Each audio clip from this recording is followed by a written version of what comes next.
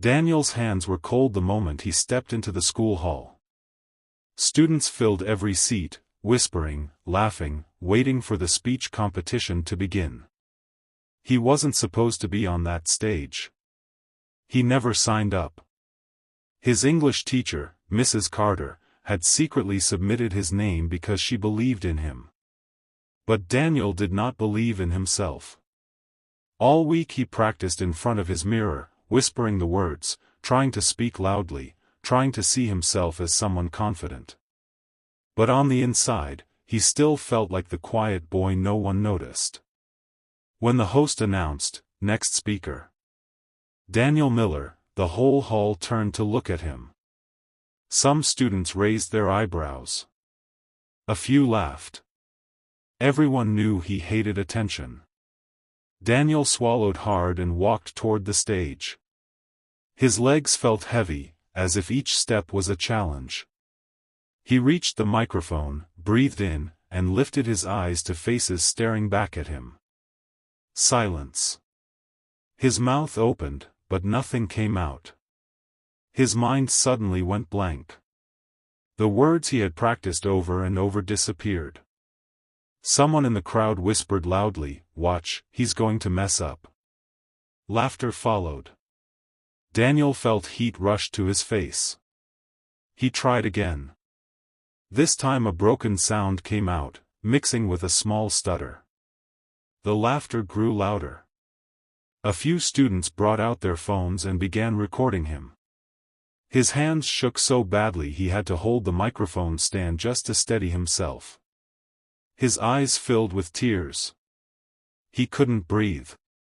He couldn't think. Daniel dropped the microphone and ran off the stage.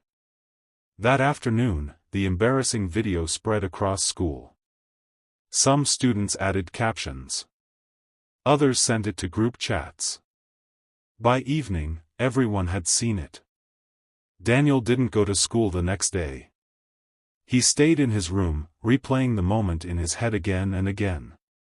The shame felt heavy, like a stone on his chest. He didn't want to talk to anyone. He didn't want to face anyone. But that afternoon, someone knocked on the door. Mrs. Carter stepped inside with a gentle smile. "Daniel," she said softly, "you didn't fail." He looked at her with red, tired eyes. "Everyone is laughing at me." "Let them laugh," she said. "But listen to me carefully, you started something most people are too scared to even try." Daniel didn't answer, but her words stayed with him. That night, he played the embarrassing video again, but this time, he didn't watch it to hate himself. He watched it to understand his fear. For the first time, he whispered to himself, "I'm not letting this moment define me." The next day, he opened YouTube and searched, "How to speak confidently." He found videos about breathing, posture, voice control. He practiced reading out loud every morning. He joined a small debate club after school without telling anyone. He stayed back after classes, speaking to empty chairs in a quiet classroom.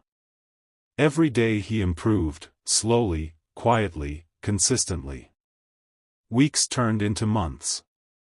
The laughter died down. The embarrassment faded. And Daniel grew stronger. One morning, the principal announced that the school would hold a short assembly, and students could volunteer to give a message. Daniel's heart pounded as he listened. Something inside him whispered, "Try again."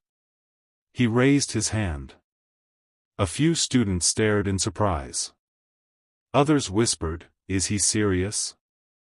But Daniel didn't care anymore. The day of the assembly arrived. He walked to the same hall where he once broke down. The same stage. The same lights. But this time, he felt different. He walked up, took a breath, and spoke. His voice was calm. Clear. Strong. No shaking. No stuttering. No fear. Every word carried the story of the boy who refused to stay defeated. The hall was silent, listening closely. He ended his short message with a simple line. Your weakness can embarrass you today, but if you face it, one day it will become your strength. When he stepped back, the entire hall rose to their feet. A standing ovation. Even the students who once laughed were clapping, looking at him with respect. Someone recorded this new moment, and this time, the video went viral for a completely different reason. People weren't laughing anymore. They were inspired.